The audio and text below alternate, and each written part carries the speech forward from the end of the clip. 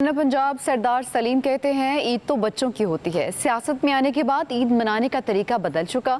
अपने लोगों के साथ बैठकर वक्त गुजार लिया तो ईद हो गई। गवर्नर पंजाब ने कहा कि ना सिर्फ ईद बल्कि आम दिनों में उन लोगों का ख्याल रखना है जिनके पास वसाइल नहीं है। गवर्नर पंजाब ने कहा क्या कहा है हमारी नुमाइंदा नताशा रहमान से, उनकी गुफ्तगू हुई है, देखते हैं उनका क्या कहना था।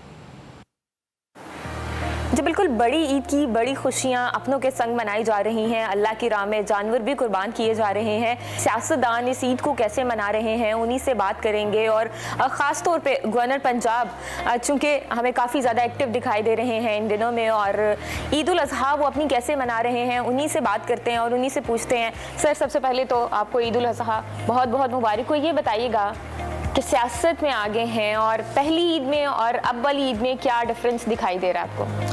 बिस्मिल्लाहिर्रहमानिर्रहीम, बहुत शुक्रिया जी, खैर मुबारक और आपको भी बहुत बहुत ईद मुबारक हो। मैं तो एक अरसे से ही सियासत में हूँ, 97 से सियासत में हूँ। बचपन में ये है कि बचपन की ईद जो है वो तो फिर सही ईद होती थी।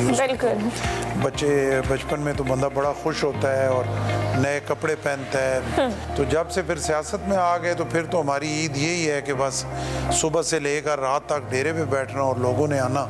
कोई ऐसी एक ईद हो जिस पे आपने अपनी जानवर खुद कुर्बान किया अल्लाह की राह में? देखिए, मेरा तो एक रूटीन है अरसे से, यही है कि कुछ मेरे लोग हैं जो जानवर ख़रीदते हैं। इस दफ़ा भी उन्होंने ही ख़रीदा और ईद के दूसरे दिन सुबह फर्स्ट टाइम हम जो है वो उसकी कुर्बानी करते हैं डेरे पे।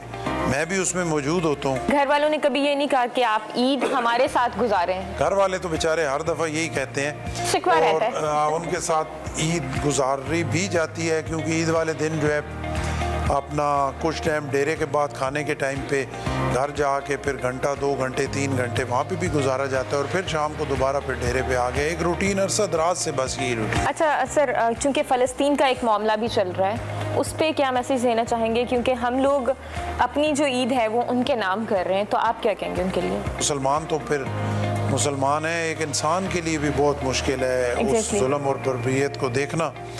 और उनके नाम ये ईद हम इस तरह कर सकते हैं कि हम इस ईद को सादगी से मनाएं। इस्लामी दुनिया का हक़ है अदा करने का, वो हक़ अदा नहीं हो रहा। और हम ये तवक्को करते हैं कि इस्लामी दुनिया उनके दर्द को महसूस करेगी, फ़लस्तीन के उन बच्चों को, और इस पे अपनी आवाज़ भी उठाएंगे और इंटरनेशनल लेवल पे वो प्रेशर बिल्ड करेंगे कि जब इसराइल जो है अपनी जुल्म और बर्बरियत से बाज आ जाए। बहुत शुक्रिया, आपने हमें अपना कीमती वक्त दिया। नाज़रीन, गवर्नर पंजाब सलीम हैदर साहब हमारे साथ मौजूद थे और उन्होंने यही मैसेज दिया है कि इस ईद को सादगी के साथ मनाएं ताकि जो गरीब हैं वो भी इस ईद को अच्छे तरीके से मना सकें। ना सिर्फ इस ईद को सादगी से मनाएं और उन लोगों को भी इस ईद में शामिल करें जो पूरा साल गोश्त तो नहीं खा सकते, लेकिन खुशियाँ जो अपनी हैं वो भी अपनी गरीबों के साथ तकसीम करें, ताकि जो वो पूरा साल खुश नहीं रहते, इस ईद के मौके पर तो एटलीस्ट वो खुश रह सकें। जी।